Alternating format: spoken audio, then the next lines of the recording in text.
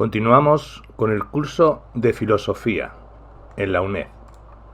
El tema 2. La filosofía presocrática. Características generales. La concepción de la naturaleza. La physis.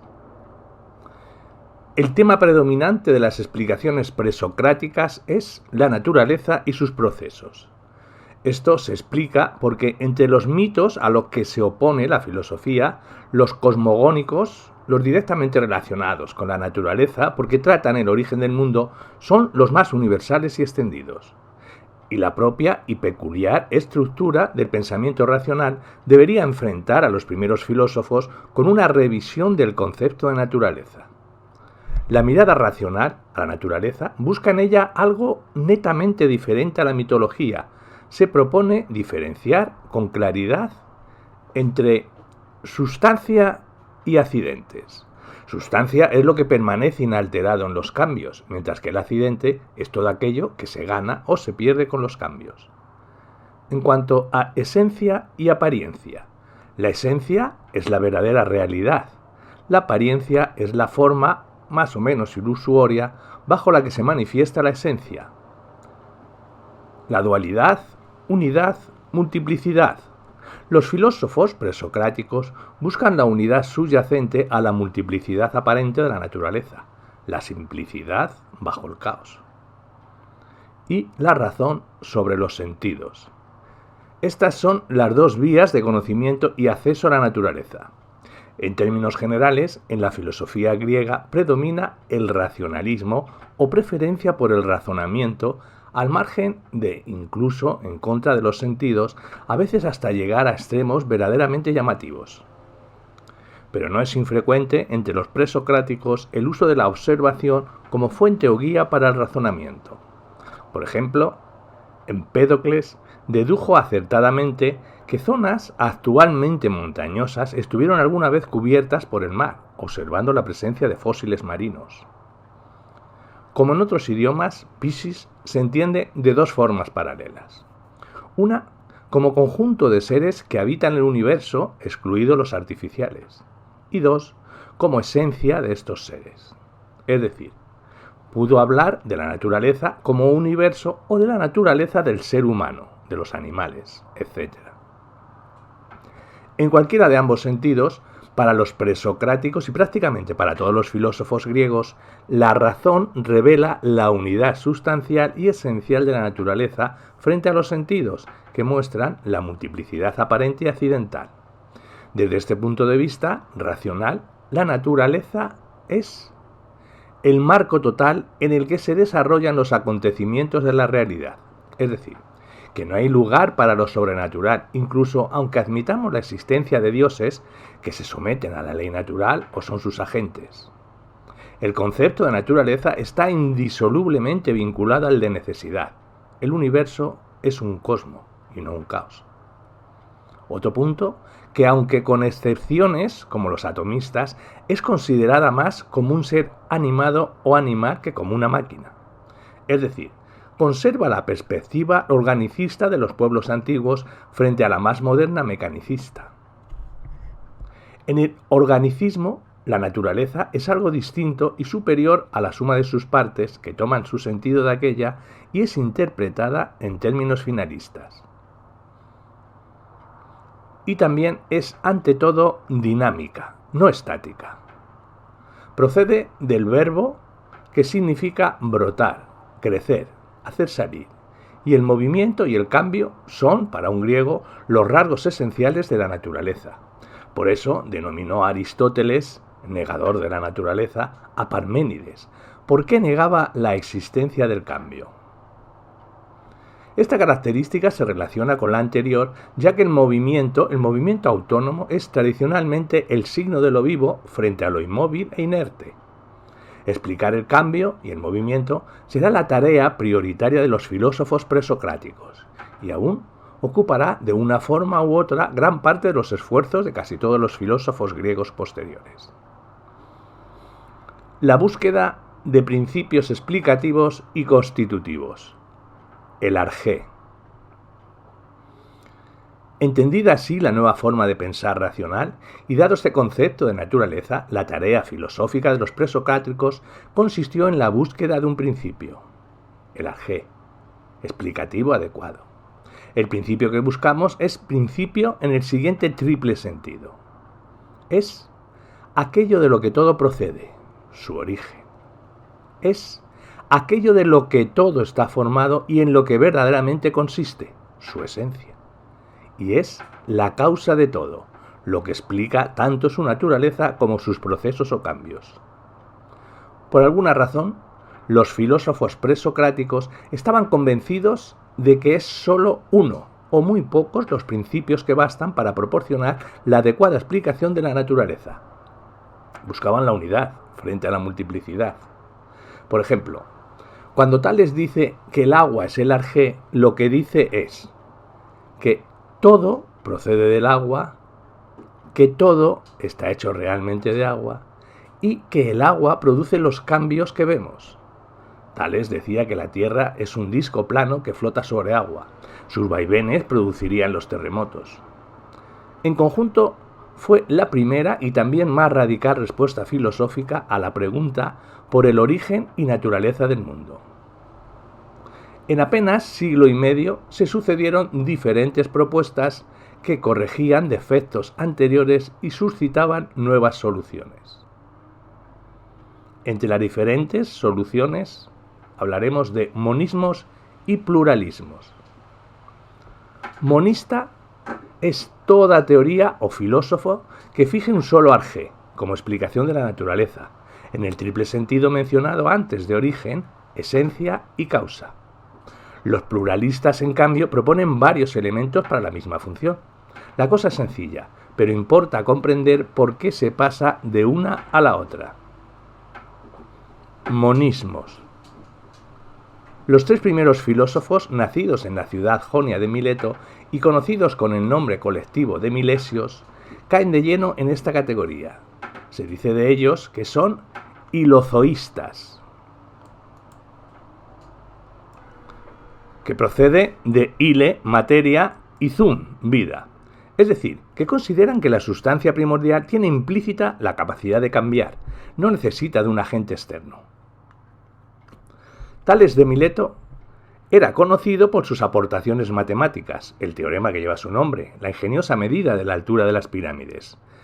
Eran astronómicas y se dice que predijo un eclipse, e incluso políticas y militares, así como multitud de anécdotas, como la famosa caída en el pozo o su hábil enriquecimiento, y cosas parecidas atribuirá la tradición a sus sucesores, parcialmente envueltos todos ellos en la leyenda, y de los que sabemos algo, sobre todo gracias a Aristóteles.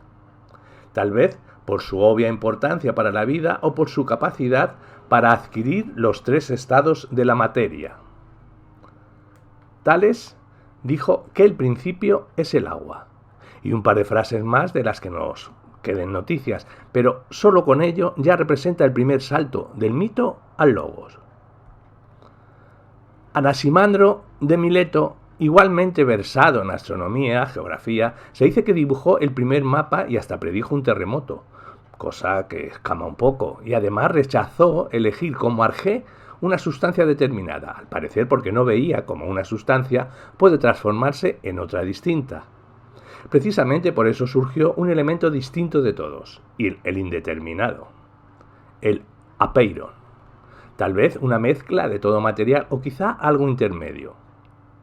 Fue aún más lejos, puesto que pensó que el nuestro no era sino uno de los innumerables mundos que surgían de y se disolvían en esa sustancia indefinida, animada inicialmente con un movimiento giratorio que dio origen a la multiplicidad de seres que vemos. Estos seres individuales, dice Anaximandro, en un lenguaje poético, pero cargado de significado filosófico, que deben necesariamente pagarse mutuamente la pena de su injusticia, su individualización, y retornar al arjé, según el orden del tiempo, necesidad, orden, principio. Anaxímenes de Mileto también es venerado como sabio multifacético, astronomía, física, etc. Se dice que construyó el primer reloj de sol. Volvió a señalar una sustancia concreta, el aire o neblina. Infinito, como el apeiron, pero no indeterminado, lo que podría considerarse un retroceso, de no ser por qué, además, indicó dos procesos opuestos mediante los cuales habría el aire de transformarse en los restantes elementos que vemos. Condensación, en cuanto al agua, la madera, la piedra. Rarefacción, en cuanto al calor, fuego, sol. Esto no lo habían creído necesario sus colegas, por lo que sabemos, pero representa un paso adelante. También afirmó que el alma del hombre es aire que lo gobierna, al igual que el universo tiene una pneuma que lo gobierna. Ciertos filósofos tienen un encaje difícil o interpretable en esta dicotomía, por diversas razones. Consideren ustedes el caso de Pitágoras de Samos, en la costa del Asia Menor, y luego trasladado a Crotona para fundar una escuela de cierto éxito, aunque bastante estrambótica y más parecida a una secta que a una academia. Aparte del famoso teorema que lleva su nombre y otras aportaciones matemáticas y astronómicas, junto con varias más relacionadas con la religión y la mística, Pitágoras es conocido por afirmar literalmente que las cosas son números y que el número es el arjé. Monismo, en cierto sentido, si los consideramos en conjunto, aunque sean infinitos, y si no tenemos en cuenta que para los pitagóricos dos elementos, lo par y lo impar, que dan lugar a todos los números y les molaban mucho otras dualidades como masculino, femenino, derecha, izquierda.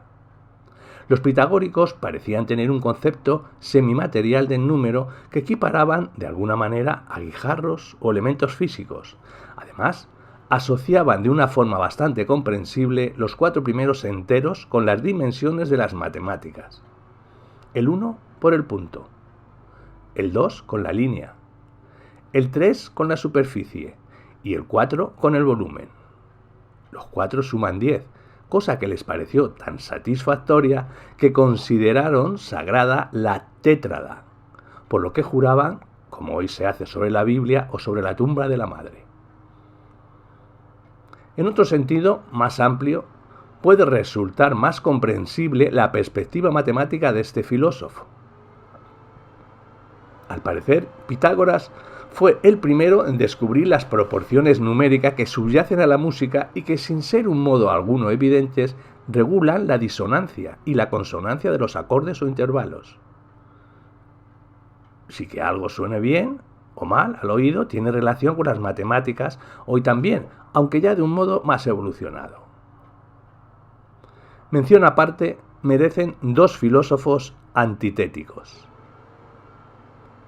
Parménides de Elea y Heráclito de Éfeso. Pueden considerarse monistas. Parménides mencionaba lo que él llama el ser, mientras que Heráclito señalaba el fuego o logos. Pero como veremos, ambos filósofos trascienden el programa milesio de búsqueda de un arjé, y lo esencial de su aportación se encuentra más bien en haber reparado en algo que los filósofos anteriores pasaron por alto dándole simplemente por hecho. Los filósofos anteriores propusieron un arjé, agua, aire, y a lo sumo surgieron algunos mecanismos por los cuales la sustancia se transformaría en todo lo que vemos: rarefacción, condensación, movimiento giratorio, aunque el propio arjé permaneciese invariable como sustancia.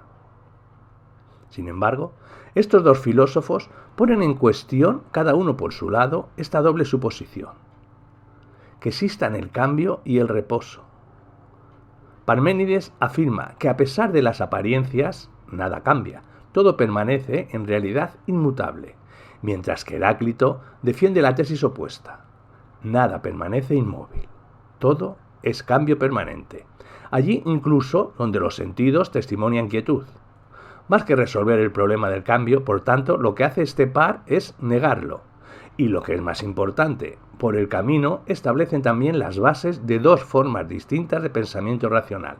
Apenas empezaba la historia de este negocio: la lógica y la dialéctica.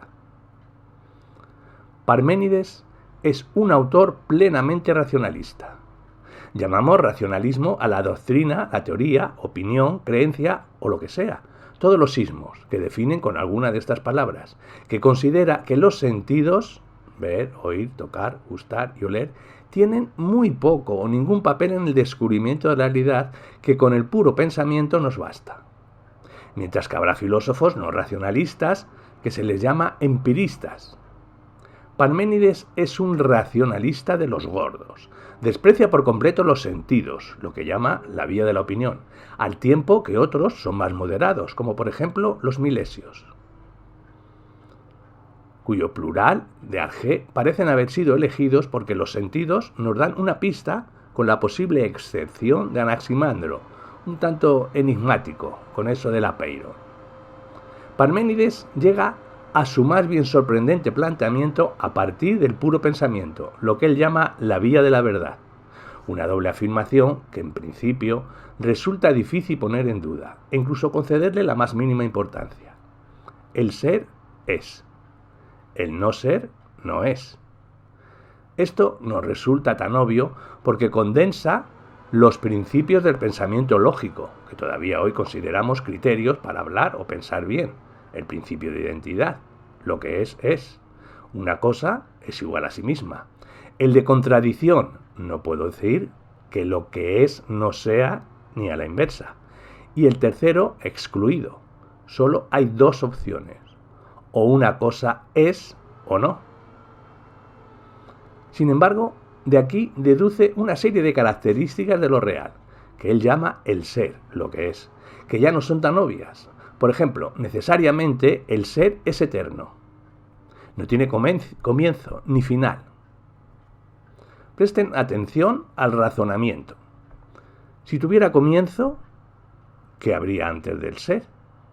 De acuerdo con el principio de tercero excluido, solo caben dos opciones. O bien había ser, en cuyo caso no comienza sino que continúa, o bien no ser, lo cual es imposible porque el no ser no es. Tampoco tiene final. ¿Qué habría después? ¿Ser? Entonces, no ha terminado, sino que continúa. Pero es imposible porque el no ser no es. También es infinito, no tiene partes, es inmutable, no experimenta cambios, es inmóvil, es uno. Por eso puede considerarse un monista, incluso no está en ningún lugar. Heráclito de Éfeso dice exactamente lo contrario. En realidad es anterior a Parménides, pero se entenderá mejor después de conocer al caballero de Elea. Estas cosas pasan, diría el efesio, por pensar al estilo de Parménides, es decir, por pensar lógicamente. Seguir a rajatabla los principios lógicos no es una buena idea. Conduce a negar evidencias como la pluralidad, o lo que es peor, el movimiento y el cambio, que son consustanciales con la mismísima. En realidad, nos dice que todo fluye, que todo está en perpetuo cambio. No podemos bañarnos dos veces en el mismo río. Una idea, en principio, más acorde con la experiencia, pero que en realidad va otra vez más allá de los sentidos. Además, no es compatible con los principios lógicos. Si todo fluye, nada es, sino que todo está siendo. Nada es igual a sí mismo, puesto que ese sí mismo está dejando de ser para pasar a ser otra cosa, posiblemente su propio contrario. Negó así el principio de identidad y el de contradicción, y eso hizo que su forma de escribir resultase enigmática, incluso para sus contemporáneos. Se expresaba en aforismos complicados que le valieron el apodo de El Oscuro, pero también da la clave para comprender sus ideas. Cada par de opuestos forma una unidad, de tal manera que uno no se puede explicar sin el otro. Esta unidad de los opuestos, frío-calor, hambre, hartazgo, guerra-paz, es una armonía oculta que solo se mantiene si cada movimiento en una dirección es compensado por otro equivalente en dirección contraria. Por eso, tras el día viene la noche, por ejemplo. La unidad de los contrarios, la contradicción, no es un cambio equivocado de pensamiento, como sostenía Parménides, sino que es la energía que provee los cambios inagotables de la naturaleza, y el pensamiento debe recogerla. El pensamiento de la contradicción y el permanente cambio de la naturaleza son los rasgos definitorios del modo de pensamiento dialéctico. Pero esa armonía, aunque no es visible por los sentidos, no podemos ver simultáneamente la luz y la oscuridad, solo el reinado transitorio de una de ellas, y es accesible por la razón. Los cambios no son arbitrarios o irracionales, sino que están regidos por esa ley de los contrarios. Ambas cosas se explican con una palabra que ya conocemos, logos. El logos es la razón universal que gobierna los cambios como producto de la unidad de contrarios, pero el hombre también tiene un logos privado, una razón personal, que le diferencia de los animales y le permite conocer el mundo, el logos universal. A veces habla del fuego como manifestación corpórea de esos logos porque es el elemento más volátil de todos y resulta una buena imagen material de ese permanente cambio, y por eso puede alinearse con los monistas. Los pluralistas. Los monistas han hecho lo que han podido, y para tratarse de pensadores tan primitivos no lo han hecho tan mal. Pero muy pronto se hicieron patentes sus limitaciones, incluso algunos de ellos se barruntaban algo. Dos problemas en el aire muy relacionados, aunque no lo parezca. Heráclito y Parménides la han liado al revisar el tema del cambio. Es difícil negar el cambio, pero si seguimos a Heráclito tendremos que rechazar el principio de identidad y de contradicción. Pero si los aceptamos, llegaremos a la encerrona de Parménides y tendremos que rechazar el movimiento y pluralidad. Los monistas han señalado, más o menos satisfactoriamente, el arjé de la naturaleza, de qué está hecho en realidad el mundo y de dónde proviene, pero el tercer sentido del arjé es mucho más problemático. Si todo era agua y no había más que agua, o aire o lo que sea, ¿por qué no sigue siendo solo agua? ¿Por qué el agua se transforma en piedra? Decir que el principio cambia por sí solo es como decir que el verde verdea. Hablar de condensación, como hacía Anaxímenes, no elude explicar por qué se produce la condensación. Los filósofos pluralistas descubrieron una ingeniosa solución. Ante el primer problema, rechazaron simplemente la suposición de que solo podía haber un arjé. Los arjai tienen considerados aisladamente las características principales del ser de Parménides. Son inmutables y eternos. Si no fuera así, todo estaría en permanente transformación, como dice Heráclito, con el problemilla consiguiente de rechazar la lógica. Como son más de uno, puede explicarse lógicamente el cambio como diferentes organizaciones y combinaciones de esas sustancias. Esto nos lleva al segundo problema. Estas organizaciones y reorganizaciones no se llevan a cabo por sí solas, sino por alguna fuerza. Es decir, distinguieron claramente entre elementos y fuerzas, y eso se sigue haciendo hoy día. Empédocles de Agrigento. Este fue el primero al que se le ocurrió la idea y echó un vistazo a la por entonces muy corta historia de la filosofía, y defendió la existencia de 4 raíces primigenias: aire, tierra, fuego y agua. Todos los seres en la naturaleza son combinaciones particulares en diferentes proporciones de estos 4 elementos. Todos los cambios de la naturaleza se deben a que estos 4 elementos se mezclan y se vuelven a separar, pues todo está compuesto de tierra, aire, fuego y agua, pero en distintas proporciones de mezcla. Cuando muere una flor o un animal, los 4 elementos vuelven a separarse. Este es un cambio que podemos observar con los ojos. Pero la tierra y el aire, el fuego y el agua quedan completamente inalterados o intactos con todos esos cambios en los que participan. Es decir, que no es cierto que todo cambia, en contra de Heráclito. En realidad no hay nada que cambie. Lo que ocurre es simplemente que 4 elementos diferentes se mezclan y se separan para luego volver a mezclarse. Quizás Empédocles vio cómo ardía un trozo de madera. Oímos como la madera cruje y gorgotea. Es el agua. Algo se convierte en humo. Es el aire. Vemos ese aire. Algo queda cuando el fuego se apaga. Es la ceniza o la tierra.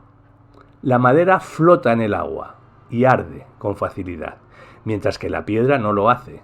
Eso se explica porque en la piedra predomina abrumadoramente el elemento tierra, que es pesada, mientras que en la madera hay menos tierra y más fuego. Pero queda algo por explicar.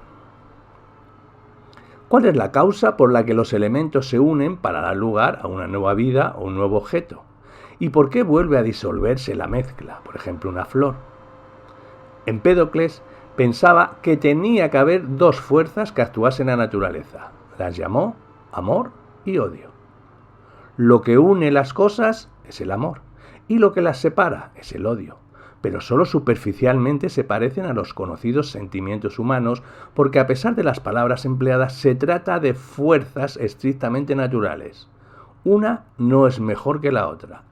Ambas son necesarias para el orden de la naturaleza.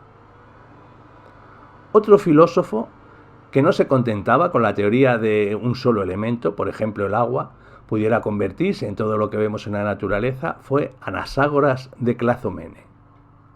Tampoco aceptó la idea de que tierra, aire, fuego o agua pudieran convertirse en sangre y hueso. Anaxágoras opinaba que la naturaleza está hecha de un número infinito de piezas minúsculas, invisibles para el ojo y cualitativamente diferentes.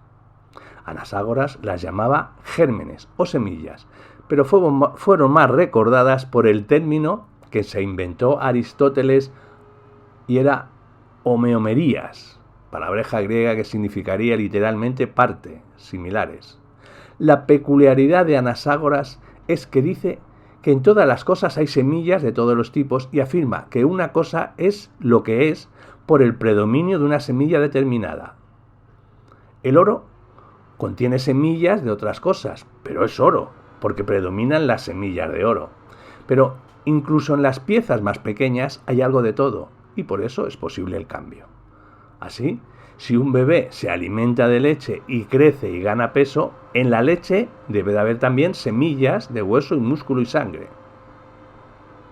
En un principio, estas semillas estaban completamente mezcladas entre sí y eran inmóviles.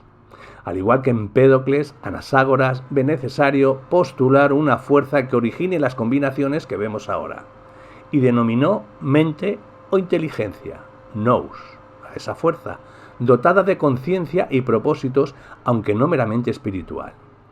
No obstante, el papel de nous queda reducido al de causa inicial del movimiento que, una vez producido, sigue actuando por sí mismo, sometido a causas exclusivamente mecánicas.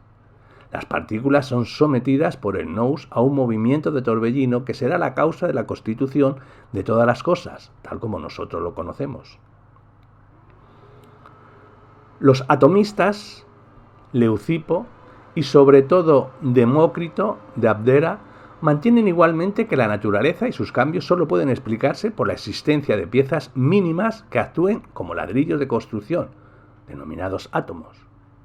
La palabra átomo significa indivisible. Era importante para Demócrito poder afirmar que eso de lo que todo está hecho no podía dividirse en partes más pequeñas. Si hubiera sido así, no habrían podido servir de ladrillos de construcción, pues si los átomos hubieran podido ser limados y partidos en partes cada vez más pequeñas, la naturaleza habría empezado a flotar en una pasta cada vez más líquida. Además, los ladrillos de la naturaleza tenían que ser eternos, pues nada puede surgir de la nada. En este punto, Demócrito estaba de acuerdo con Parménides y los eleáticos. Pensaba, además, que los átomos tenían que ser fijos y macizos, pero no podían ser idénticos entre sí.